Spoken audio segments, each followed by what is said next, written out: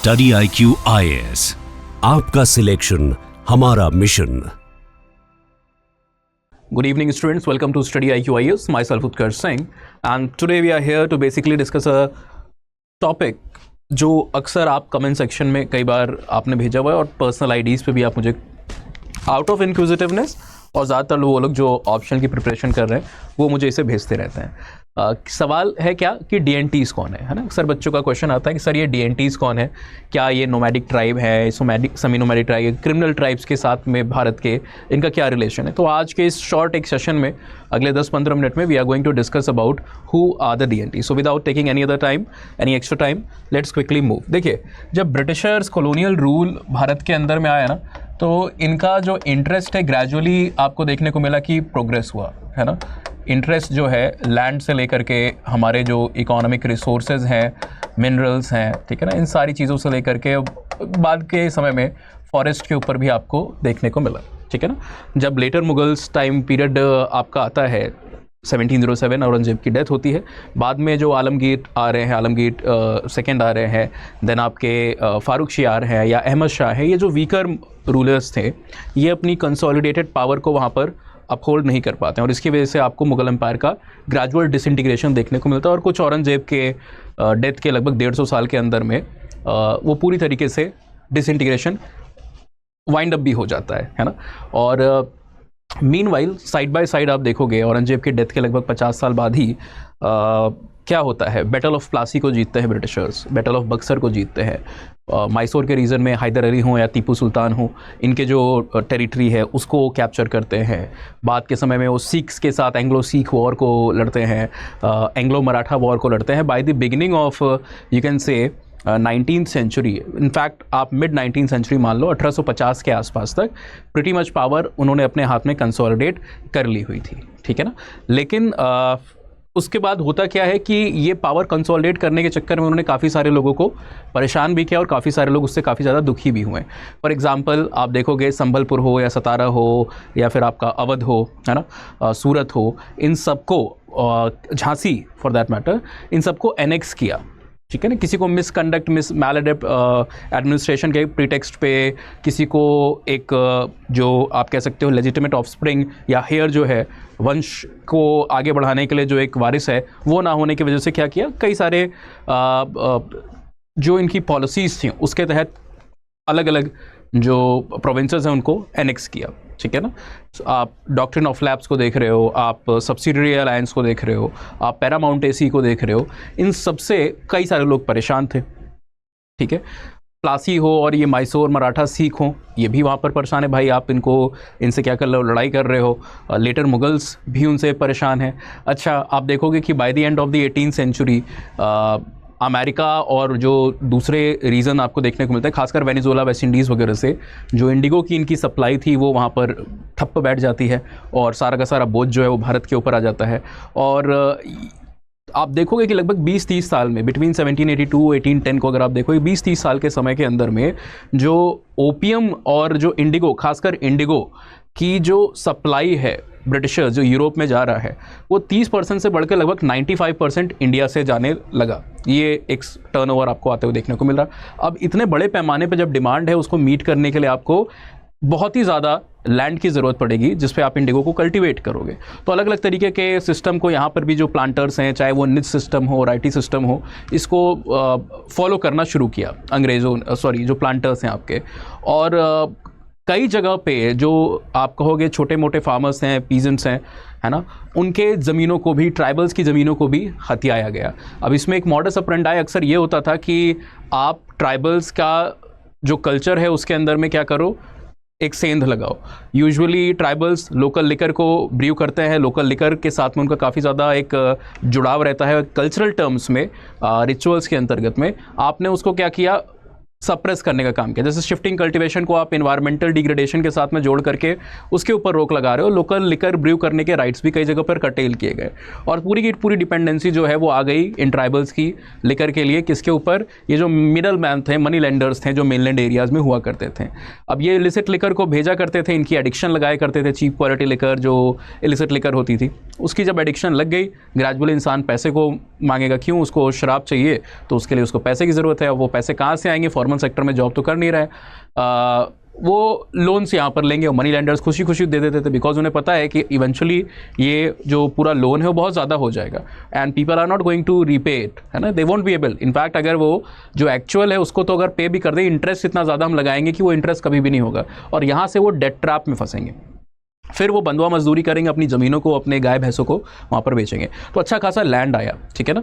तो बहुत सारे लोग परेशान थे, पीजेंट्स भी परेशान है, बाकी लोग भी परेशान है। अच्छा, जो सिपॉय है वो आप देखोगे मंगल सिंह पांडे वाला जो बरकपुर वाला इंसिडेंस है कार्ट्रेजेस के ऊपर, जब ये सूचना है कि भाई एनिमल फैट जो है, ये पोक है, ये बीफ है, उसको यूज़ किया जा रहा है, तो ये तो फिर और ज़्यादा दिक्कत की बात होगी। आपने धर्म की जो भावनाएं हैं उसको भी आहत करना शुरू किया और फिर क्या था, 1857 में रिवोल्ट हो जाती है। इसके बाद जो क्राउन है वो पूरी की पूरी कंट्रोल अपने तरफ लेता है। उनको पता चलता है कि भाई दिक्कत ज़्यादा बढ़ गई है और अगर हमने कुछ किया नहीं यहाँ पर इंटरफेरेंस, तो आगे भी ऐसा सिचुएशन हो सकता है। तो ग्रेजुअली उन्होंने अपना एक नया तरीका वहाँ पर लाया पावर्स को कंसोलिडेट करने का। उन्होंने देखा कि मुस्लिम्स जो हैं या इंडियन जो हैं यहाँ पर, वो मेजर कल्प्रिट थे इस रिवोल्ट के अंदर में, ठीक है ना। तो आप देखोगे धीरे धीरे हिंदू और मुस्लिम्स का नंबर जो है वो कम करते गए अपनी आर्मी के अंदर में। उन्होंने रियलाइज़ किया कि भाई यहाँ से रिबेलियन हो सकती है। फिर उन्होंने देखा कि जो ये पीजेंट्स वगैरह हैं ना और जो ट्राइबल्स हैं, ये भी एक प्रॉब्लमेटिक केस हैं।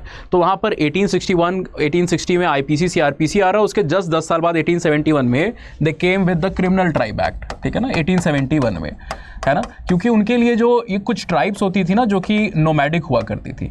अच्छा, इनके नोमैडिज्म के ऊपर भी हम कभी बात करेंगे। अलग अलग लोगों की डिफरेंट थ्योरीज हैं। कुछ लोगों का कहना है कि आर्टिजन या फोक आर्टिस्ट जो ट्राइब होती थी, जो एंटरटेनमेंट के थ्रू कथाएं सुना करके, रामायण कृष्ण भक्ति से रिलेटेड या ट्राइबल कथाएं जो होती हैं उनको सुनाया करते थे। लेकिन जैसे ग्रेजुअली इनकी पेट्रोनेज खत्म हो गई, है ना, मुगल जो रूल है वो ठप पड़ गया, उसकी पावर जो है उतनी नहीं रही। जो लोकल प्रोविंसेस हैं, चाहे वो बंगाल हो, मैसूर हो, बाकी जगहों पे भी इन्होंने पूरा कंट्रोल कर लिया है। तो जो पेट्रोनेज मिलती थी, सपोर्ट मिलता था ना, आप कह लो स्पॉन्सरशिप मिलती थी, वो मिलनी बंद हो गई। तो ये भटक भटक करके पब्लिक के पास में क्या है कि भाई अब राजा रजवाड़ों से आपको कुछ खर्चा मिल नहीं रहा है, तो आप क्या करोगे, दूर अलग अलग जगहों पर जा करके मंदिरों के आसपास पब्लिक के अंदर में परफॉर्म करोगे और उस परफॉर्मेंस से आप पैसा पाओगे।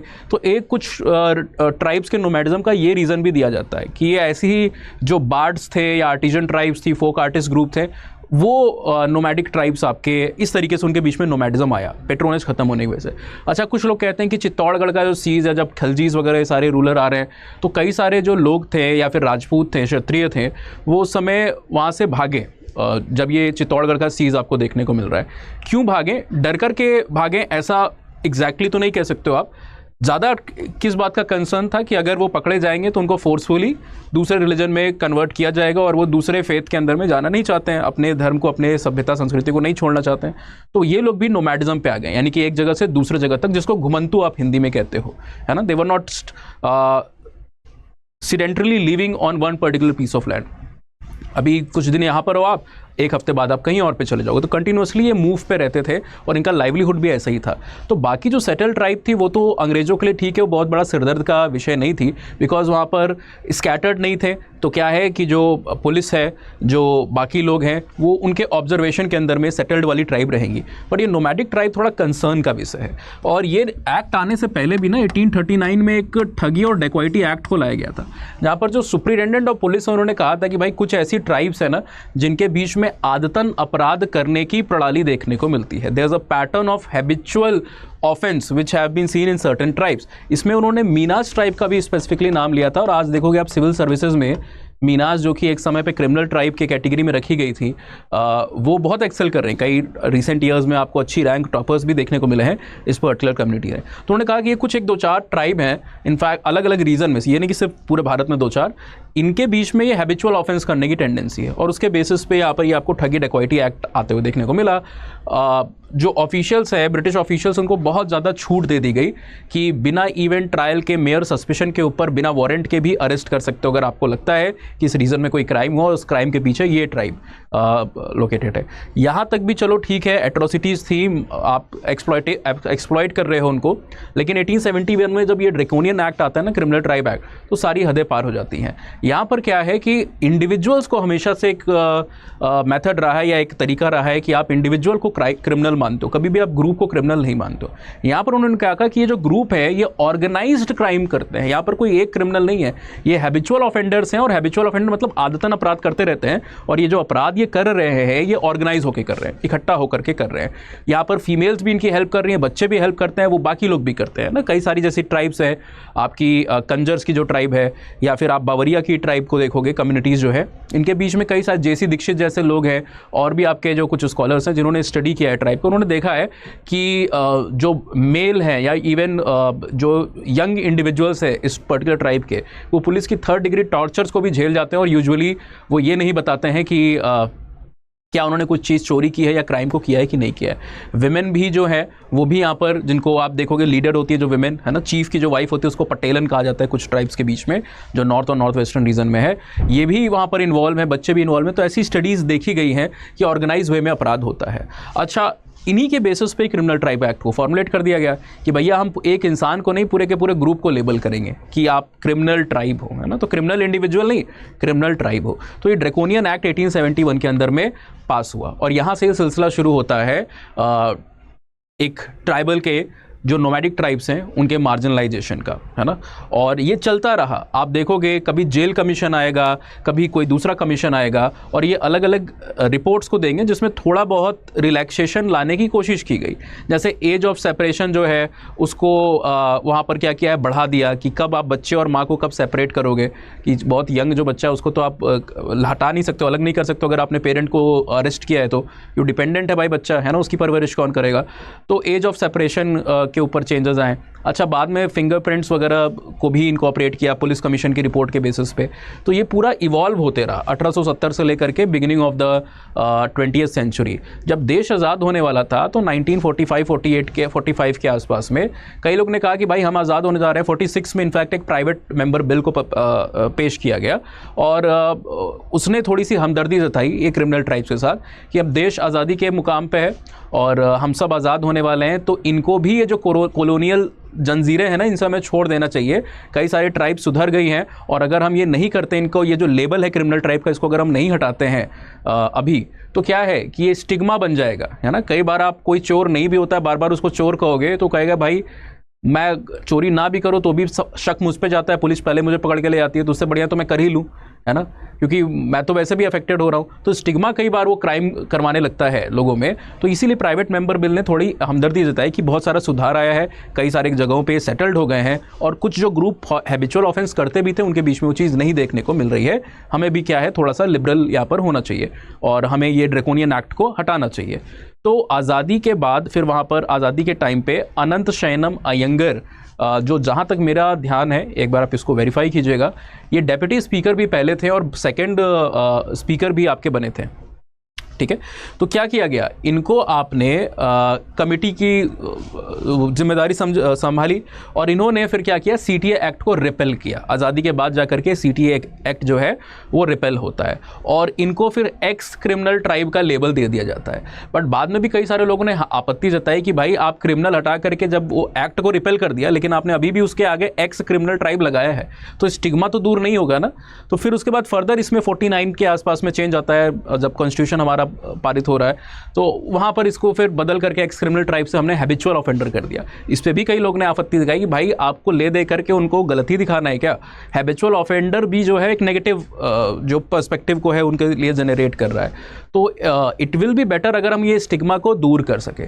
तो काका कलेकर कमीशन जब आता है आज़ादी के बाद, कॉन्स्टिट्यूशन पारित हो गया उसके बाद 50s में, अर्ली 50s में, उसके रिकमेंडेशन के बेसिस पे सारी लेबलिंग को हटा दिया जाता है, और फाइनली जो ट्राइब है इनको यहाँ पर डी नोटिफाइड ट्राइब या फिर डीएनटीज की कैटेगरी में, डी नोटिफाइड ट्राइब या डीएनटीज की कैटेगरी में डाल दिया जाता है, ठीक है ना।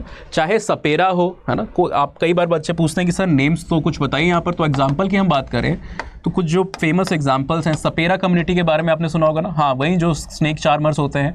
अच्छा, कई बार बच्चे को तो सर ये ट्राइबल्स होते हैं। देखिए, हमारे यहाँ जो ट्राइब का या शेड्यूल ट्राइब की जो लेबलिंग है ना, ये इतनी रिजिड नहीं है है ना। आपको पता होगा कि सेंटर की लिस्ट अलग होती है, स्टेट की लिस्ट अलग होती है, और मोर सो एवर हमारे कॉन्स्टिट्यूशन के अंदर में ऐसा कहीं भी नहीं लिखा है कि किस क्राइटेरिया के बेसिस पे आप एक ट्राइब, शेड्यूल ट्राइब को डेजिग्नेट करते हो। 342 के अंदर में प्रेसिडेंट के पास पावर है कि वो नोटिफाई करेगा किसी भी ग्रुप, सब ग्रुप को, सेक्शन या किसी भी और ग्रुप को एज अ शेड्यूल ट्राइब, ठीक है ना। लेकिन ये नहीं बताया गया कि किस बेसिस पे वो करेगा। तो 1865 में एक कमेटी आती है जिसको लोकुर कमेटी कहते हैं। बीएन लोकुर साहब उसके अध्यक्ष थे और ये हमारे देश के एक्स लॉ सेक्रेटरी भी रह चुके हैं। और इनके रिकमेंडेशन पे हम कुछ क्राइटेरिया को 4-5 क्राइटेरिया लेकर के आते हैं कि भाई शाइनेस ऑफ कॉन्टैक्ट रहेगा, थोड़ा सा हेजिटेशन रहेगा कॉन्टैक्ट से मेनलैंड कम्युनिटी से इनका। दूसरा क्या है कि जियोग्राफिकल आइसोलेशन रहना चाहिए, ठीक है ना, बैकवर्डनेस होने चाहिए, प्रिमिटिव ट्रेट होने चाहिए और डिस्टिंक्टिव कल्चर होना चाहिए। ये सारे फीचर्स अगर है तो हम मानेंगे कि ये शेड्यूल ट्राइब है। अब ये कॉन्स्टिट्यूशन में नहीं है, ये कॉन्स्टिट्यूशन के बाहर एक कमेटी की रिकमेंडेशन है। लेकिन आज तक जो मिनिस्ट्री ऑफ ट्राइबल अफेयर्स ने लेटेस्ट अपना कुछ आरटीआई का रिस्पांस दिया है उसमें भी वो मानती है कि हम लोकुर कमीशन को ही लेकर के चलते हैं। इसी तरीके से हमने कहीं भी ये नहीं बताया कि भाई हमारी ये जो बाकी ग्रुपिंग्स होती हैं उसका बेसिस क्या है, ठीक है ना। तो बहुत फ्लूइडिटी होती है। जैसे अभी मैं ऑफलाइन में क्लास दे रहा था तो कुछ बच्चों का सवाल था कि सर जो गुजर जैसे कम्युनिटी, हम बात कर रहे थे गुजर कम्युनिटी की, तो वहाँ पर उसको एक कास्ट के तौर पे, तो बच्चों के क्वेश्चन आए कि सर हमने तो एक बार एक लेक्चर में ट्राइब भी पढ़ा था। देखिए, तो गुजर्स की या गुर्जर जिनको आप कहते हो, ये जो ट्राइब है ये आपकी जम्मू कश्मीर, हिमाचल के बेल्ट में, कुछ पॉपुलेशन हरियाणा, दिल्ली, राजस्थान के भी बेल्ट में, कुछ ये नॉर्थ वेस्टर्न पार्ट के अंदर में ट्राइब अलग अलग स्टेट्स में आपको देखने को मिलती है।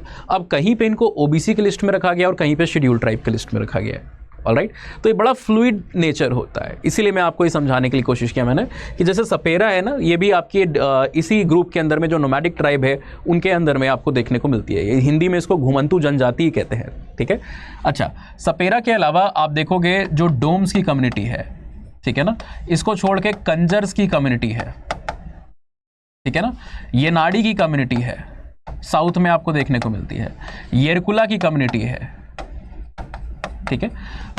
अभी हमने बात किया बावरिया की कम्युनिटी की, ये भी इस ग्रुप के अंदर में आती है, और मीनास का भी हमने नाम लिया। ऐसे बहुत सारी जो ट्राइब्स हैं ये आपकी नोमैडिक ट्राइब के लिस्ट में आती हैं। नोमैडिक हम इसलिए बोलते हैं बिकॉज इनका लाइफस्टाइल कैसा है, एक जगह पे सेटल नहीं रहते हैं, एक जगह से दूसरे जगह पर जाते हैं, ठीक है। तो आई होप आपको एक ब्रीफ सिंपल शब्दों में अंदाज़ा लग गया होगा जो हिस्टोरिकल पर्सपेक्टिव है, जो इवोल्यूशन है और जो कंप्लीट रिलेशन है नोमैडिक ट्राइब और डीनोटिफाइड ट्राइब के बीच में इन अ होलिस्टिक वे, है ना। हमने इसको सिंपल रखने की कोशिश की है कि अगर आप में से कोई अगर एंथ्रोपोलॉजी बैकग्राउंड का ना भी हो बच्चा, या यूपीएससी की तैयारी आप नहीं भी कर रहे हो, तो भी आप इस चीज़ को समझ सको।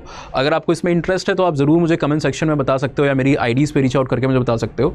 आई will be very happy to make a very detailed video on this, है ना, क्योंकि आज़ादी के बाद इनके लिए कई सारे हमने स्टेप्स भी लिए अलग से कि जब भी कोई कम्युनिटी ट्रेडिशनली हिस्टोरिकली मार्जिनलाइज होती है, चाहे वो शेड्यूल कास्ट है, शेड्यूल ट्राइब है, अदर बैकवर्ड कोई भी ग्रुप है, तो हम उनके लिए क्या करते हैं, इंसेंटिवाइजेशन का या एक कंपनसेटरी मैकेनिज्म को के तहत उनको फ़ायदा रियायत पहुँचाने की कोशिश करते हैं। तो अगर आप डिटेल में इसके बारे में होलिस्टिक कवरेज चाहते हो तो आप ज़रूर मुझे चैट बॉक्स के अंदर बता सकते हो। हम और भी डिटेल्ड वे में, यहाँ पर तो हमने सिर्फ इसकी एक ब्रीफ ईजी वर्ड समरी आपको दी है, ठीक है, कि आप कोई 7th-8th क्लास का भी बच्चा देख रहा हो तो आसानी से उसको एक स्टोरी के तौर पे समझ जाए। लेकिन एकेडमिकली अगर आपको इस चीज़ को समझना हो तो ज़रूर आप हमें रीच आउट करके बता सकते हो, चाहे कमेंट सेक्शन में या आईडीज़ पे। एक और बात है कि आप में से जो लोग ये ऐसी बहुत सारी चीज़ों को पढ़ के ना आप अच्छा स्कोर कर सकते हो एग्जामिनेशन में। यूपीएससी का जो न्यूमेरो यूनो ऑप्शनल रहा है, नंबर 1 ऑप्शनल पिछले 8 से 10 सालों में, आप जोड़ लो 2016 के बाद ये ट्रेंड चेंज हुआ है। उससे पहले एंथ्रोपोलॉजी टॉप 6 में तो होता था बट टॉप 1 नहीं होता था। अभी क्या है, पिछले 10 सालों में एंथ्रोपोलॉजी 1st, 2nd, 3rd की रैंक पे खेल रहा है। एनुअल रिपोर्ट यूपी, अब ये पर्सपेक्टिव नहीं है मेरा विचार नहीं है, ये यूपीएससी खुद बोल रहा है ना। एनुअल रिपोर्ट्स अगर आप रिविजिट करोगे तो ये 1st, 2nd, 3rd ऑप्शनल में रहता है। अच्छा, ये number of candidates are appearing in mains के हिसाब से, अगर मैं सक्सेस रेट और टॉपर्स के हिसाब से बात करूं और एवरेज मार्क्स जो आ रहे हैं, और भी कई सारे फीचर है कि भाई सबसे छोटा ऑप्शनल है, मेजर ऑप्शनल कोई भी इतना छोटा नहीं है। मेजर ऑप्शनल, अच्छा डायनेमिक तो हम नहीं कहते, मतलब स्टैटिक तो और भी ऑप्शनल है, सोशियो भी स्टैटिक है, एंथ्रो जैसे स्टैटिक है उस तरीके से सोशियो भी स्टैटिक है आपका, ठीक है ना, और फिलॉसफी भी स्टैटिक है, और भी सब्जेक्ट है। तो मैं ये तो नहीं क्लेम कर सकता, गलत होगा कि मैं कहूँ कि सबसे स्टैटिक मेजर ऑप्शनल है, है ना, क्योंकि आप देखो तो सब कुछ स्टैटिक है ये सारे सब्जेक्ट, और अगर दूसरे तरीके से देखो तो आजकल हिस्ट्री भी आपकी डायनेमिक है, तो उस हिसाब से फिर एंथ्रो सोशियो सब कुछ डायनेमिक हो जाएगा, है ना। तो I won't claim that it is the most static optional subject, but it is the shortest major optional subject. It is the that subject जो आपको हाईएस्ट एवरेज मार्क्स को देता है। ये इकलौता सब्जेक्ट है जो ह्यूमैनिटीज़ और साइंस के बीच का है, यानी कि it is a bridge between humanities and sciences, इसलिए इसको कहते हैं कि it is most holistic of the science and most scientific of the humanities, most humanistic of the sciences and most scientific of the humanities. तो फायदा क्या होता है आपको कि हाँ ठीक है अच्छी बात है, उससे क्या, उससे ये होता है कि साइंटिफिक होने की वजह से ऑब्जेक्टिविटी आती है। जिस सब्जेक्ट में ऑब्जेक्टिविटी ज़्यादा होती है उसमें मार्क्स ज़्यादा आते हैं, जैसे मैथ्स है, जैसे फिजिक्स है ना, पर मैथ्स फिजिक्स कोई भी नहीं ले सकता है, सोशियो एंथ्रो हिस्ट्री जियोग्राफी कोई भी ले सकता है ना, ये जो ह्यूमैनिटीज़ के सब्जेक्ट होते हैं। साइंस के सब्जेक्ट सारे नहीं ले सकते। आपने MBBS नहीं किया, आपने बीटेक नहीं किया, आप कहाँ से कोई सब रेलिवेंट सब्जेक्ट लोगे, इंजीनियरिंग, मेडिकल, या इवन अगर आपने मैथ्स नहीं पढ़ा तो उसके लिए बैकग्राउंड चाहिए होता है। लेकिन क्या है कि मार्क्स इसमें अच्छे आते हैं, अगर बच्चे ने मतलब अच्छा भी बहुत कर सकते हो, बुरा भी बहुत कर सकते हो, मेक और ब्रेक होता है। सही किया तो बहुत अच्छे नंबर है, और मतलब डिफरेंस बड़ा क्लियर होता है कि 350 भी ला सकते हो और 150 पे भी अटक सकते हो, है ना, ये रहता है। यस, करेक्ट और इनकरेक्ट वाला गैप होता है। तो साइंस के जो सब्जेक्ट ऑब्जेक्टिविटी जिसमें जितनी ज़्यादा होती रहती है ना, उसमें आपके एवरेज मार्क्स भी बढ़ते रहते हैं, स्कोरिंग काफ़ी हाई हो जाती है ना, बिकॉज सब्जेक्टिविटी कम है, डिफरेंशियल इंटरप्रिटेशन के चांसेस काफ़ी कम होते हैं। और ह्यूमैनिटीज़ में एवरेज मार्क्स कम होते हैं, लेकिन फ़ायदा क्या है कि उसमें आपको कुछ तो मिल जाता है मार्क्स, है ना। आप ऐसा नहीं कि कुछ टोटली आपने गलत किया तो आपको 0 मिल गए या बहुत कम नंबर मिल गए, आपको नंबर मिल जाता है। हमने कुछ थोड़ा बहुत भी रफ आइडिया है, behind the bushes around the bushes आपने कुछ करने की कोशिश की तो भी 2.5 नंबर मिल जाते हैं आपको, तो आपका काम चल जाता है थोड़ा थोड़ा कर करके। और दूसरी बात क्या है ना कि वो आपको ओवरलैपिंग भी दिलाता है जीएस में, जो ह्यूमैनिटीज़ का सब्जेक्ट है। सोशियोलॉजी पढ़ते हो तो इंडियन सोसाइटी से ओवरलैपिंग होता है, पॉलिटी पढ़ते हो, पॉलिटिकल साइंस इंटरनेशनल रिलेशन पढ़ते हो तो उसकी भी ओवरलैपिंग है, जियोग्राफी की भी ओवरलैपिंग है, हिस्ट्री की भी है, एंथ्रो की भी है, ये सारे सब्जेक्ट की ओवरलैपिंग काफ़ी मिल जाती है आपको, और डिस्कनेक्टेड नहीं फील होता है। लेकिन वही बात है कि इन सारे सब्जेक्ट में जो मैंने बताए हैं, ये जो ह्यूमैनिटीज़ वाले सब्जेक्ट है, हिस्ट्री, ज्योग्राफी, PSI और सोशियो, इसमें ऑब्जेक्टिविटी उतनी ज़्यादा नहीं है, साइंस जितनी, तो उतने मार्क्स भी नहीं आते कि 360 नंबर आ रहे हैं, है ना। 300 तो आते हैं, 360 नहीं आते हैं। और मैथ्स वगैरह में क्या प्रॉब्लम है कि उसमें मार्क्स 360 के ऊपर है। कौन से, कनिष्क कटारिया नाम के टॉपर है, मार्क्स काफ़ी ज़्यादा है, लेकिन क्या है दिक्कत कि ओवरलैपिंग नहीं है, बहुत डिस्कनेक्ट लगता है। तो उसका जो रामबाण उपाय है वो एंथ्रो होता है।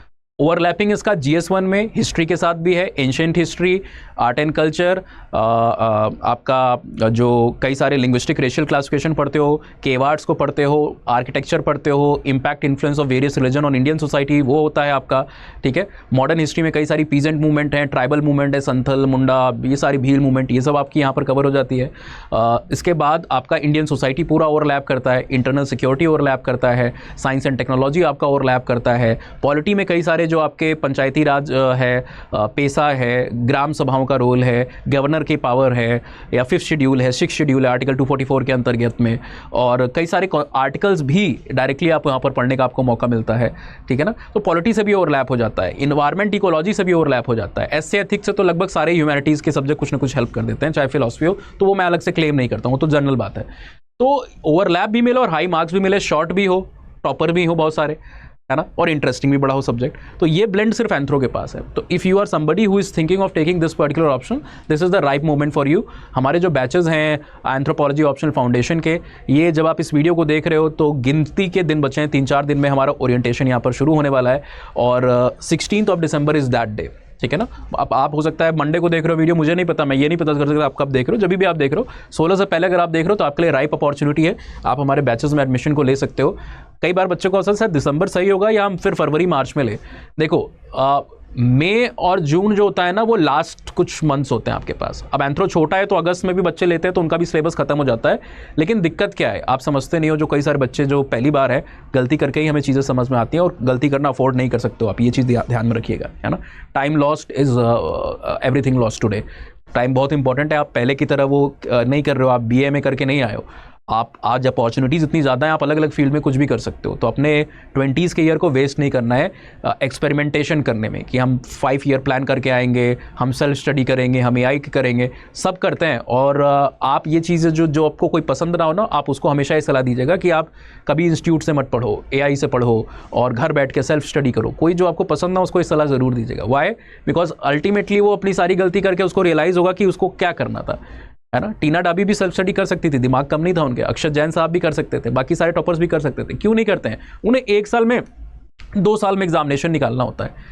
ऐसा कुछ नहीं है कि आप अकेले कर नहीं सकते हो, पर समय क्यों वेस्ट करना, जब आपको फॉर एग्जांपल आप भटकते भटकते भी मंजिल पे पहुंच जाओगे, लेकिन अगर आपके हाथ में गूगल मैप्स है या कोई सारथी है जो आपको वहां पहुंचाने में समय बचा रहा है, गाइड कर रहा है, वो आपका बेटर होता है। इसको कहीं ईगो पे नहीं लेना होता है कि आई कैन डू दिस, अपने से करो, कैसे भी करो। ये बात कोई नहीं डिस्कस होती है कि अक्षत जैन ने खुद से प्रिपेयर किया कि आप कोचिंग से प्रिपेयर किया। ठीक है, टाइम को बचाना है स्मार्टली। प्रोडक्टिव एज है आपकी, आप सर्विसेज में जाओ तो भी आपके लिए बेटर है। अर्ली एज में सीखने को बहुत मौका मिलता है, इवॉल्व करने को मौका मिलता है। पैनल भी आजकल थोड़ा बायस होता है कि जितनी जल्दी एज में बच्चा है ना, उसको उतना ज़्यादा सर्विसेज के हिसाब से मोल्ड किया जा सकता है। लेटर एज में आपका दिमाग तो पर्सनालिटी थोड़ी वैसी हो जाती है, रिजिड हो जाती है, मोल्डेबिलिटी नहीं रहती है उतनी। तो कई पैनल का भी आजकल ये थोड़ा सा बायस हमें देखने को मिलता है। ठीक है, it is not a universal thing but it's a very common thing. और दूसरा क्या है कि अगर नहीं भी होता, लेट्स बी वेरी प्रैक्टिकल, क्यों यूटोपियन दुनिया में रहे, अगर नहीं भी होता है सिलेक्शन हमारा, तो हम एटलीस्ट दूसरी जो अपॉर्चुनिटीज़ हैं उनके अंदर में हम अपने लक को ट्राई कर सकते हैं, करियर का बैकअप बना करके चल सकते हैं। लेकिन अगर हम यही सेल्फ स्टडी AI में लगे रहें तो बड़ा समय वहाँ पर जाता है। और जितना लेट करोगे ना, आपके लिए रिविजन का, आंसर राइटिंग का, इन सब चीज़ का समय बहुत कम लगता है। कहने को देखो कहा जाता है कि ये सब्जेक्ट 4 महीने का है, 5 महीने का है, जो छोटे वाले ऑप्शन है फिलोसफी और एंथ्रो, बाकी तो सब 6, 8, 10 महीने के हो, तो आप वैसे भी नहीं कर सकते। एंथ्रो की बात कर रहा हूँ। बाकी अगर आप किसी भी सब्जेक्ट को लेकर के पढ़ना चाह रहे हो तो आप दिसंबर से फरवरी के बीच में शुरू कर देना, बिकॉज वो सारे ऑप्शन 8-10 महीने लेते हैं। एंथ्रो फिलोसफी जैसे जो ऑप्शन है, सोशियो भी ज़्यादा नहीं लेता है, 6 महीने के आसपास खत्म हो जाता है ना। तो ये सब ऑप्शन ले रहे हो तब आपकी बात की जा रही है यहाँ पर। जैसे एंथ्रो बच्चे अगस्त में भी लेते हैं, 4-5 महीने का सिलेबस होता है, अगस्त, सितंबर, अक्टूबर, नवंबर, दिसंबर। ज़्यादा से ज़्यादा अगर बीच में छुट्टियाँ दिवाली वगैरह की ज़्यादा है, न्यू ईयर की, तो जनवरी फर्स्ट वीक में आपका खत्म हो जाता है। लेकिन अगर आप वही सेम चीज़ पहले कर लेते हो एडमिशन, तो क्या होता है कि आपके पास revision, answer writing, note making और टेस्ट सीरीज देने का समय होता है। ये सब मिलाकर लगभग 3 महीने का समय लगता है। 3 महीने का समय लगता है। तो अगर आप जनवरी दिसंबर में सिलेबस खत्म कर रहे हो, उसके बाद तो आपको प्रीलिम्स की तैयारी करनी है, फिर आप कब करोगे ये सारी चीज़ें। तो बेस्ट जो अपॉर्चुनिटी होती है ना हमारे पास, वो अर्ली जितना हम करें। जो जितना जल्दी प्रिपरेशन शुरू करेगा वो उतना जल्दी खत्म भी करेगा, और जितना जल्दी खत्म करेगा रिविजन उतना ज़्यादा कर पाएगा। तो हैक्टिक नहीं बनानी है चीज़ों को, आराम से ले चलना है, इसलिए आपको ये सारे सजेशन दिए जा रहे हैं। ठीक है, बैचेस में आप एडमिशन ले सकते हो, 16th वाला, नहीं तो फिर बाद में जो आएगा, आप बाद में देख रहे हो तो आप मुझे रीच आउट कीजिएगा मेरी आईडीज़ पे अपकमिंग बैचेस की जानकारी के लिए। नए बच्चे US लाइव का कोड लगाए 14999 में, जो गोल्ड बैचेस के अंदर एनरोल कर सकते हो, 19999 में प्लैटिनम बैच के अंदर में आप एनरोल कर सकते हो। जो पुराने बच्चे हैं उनको एक्स्ट्रा डिस्काउंट कोड हमेशा दिया जाता है, उनके लिए एक्स्ट्रा डिस्काउंट होता है। उसके लिए आपको अपना रजिस्टर मोबाइल नंबर और किस कोर्स के किस वेरिएंट में एडमिशन लेना है, वो इन दोनों में से किसी आईडी पे। Telegram is 1 way communication, free material, content, resources तो मिलता है यहाँ पर बाकी सारी चीज़ें यहाँ पर होती हैं। तो रीच आउट कीजिएगा आप इन दोनों आईडीज़ पे मुझे। ठीक है, utkarsinghheir इंस्टाग्राम पे और okutkarsingh@gmail.com ईमेल आईडी के ऊपर। अच्छा, कई बच्चे पूछते हैं कि सर ये डिफरेंस क्या है जो गोल्ड प्लेटिनम आपने बताया 14999 19999। तो ये live classes, recorded lecture, complete content और जो आपके PYQs का डिस्कशन होता है क्लास में, और आपके सारे डाउट्स को लेना लाइव क्लास में टाइप करके, या वर्बली भी आप बोल भी सकते हो, ये कॉमन है दोनों के लिए। अलग क्या है प्लैटिनम में 5000 क्यों ज़्यादा है? देखिए, सबसे पहला तो वैलिडिटी 1 साल ज़्यादा है प्लैटिनम की। ठीक है ना, कई बार आपका कोर्स खत्म होता है, वैलिडिटी बढ़ाते हो, 5000 आपको अलग से लगते हैं, तो वो उसी में बराबर हो गया। लेकिन उस 5000 में आपको एक्स्ट्रा चीज़ें प्लैटिनम में मिल जाती हैं एक जगह पर, जैसे आपका टेस्ट सीरीज़ है, 12 पेपर होते हैं, 8 sectional, 4 full length, model answers भी दिए जाते हैं, और 3-5 दिन के अंदर में इवैल्यूएशन भी हो जाता है। प्लस आपका मेंटोरशिप है, 24/7 आपका एक पर्सनल मेंटोर आपको असाइन किया जाएगा, जो डे टू डे आपकी प्रिपरेशन में आपको हेल्प करेगा।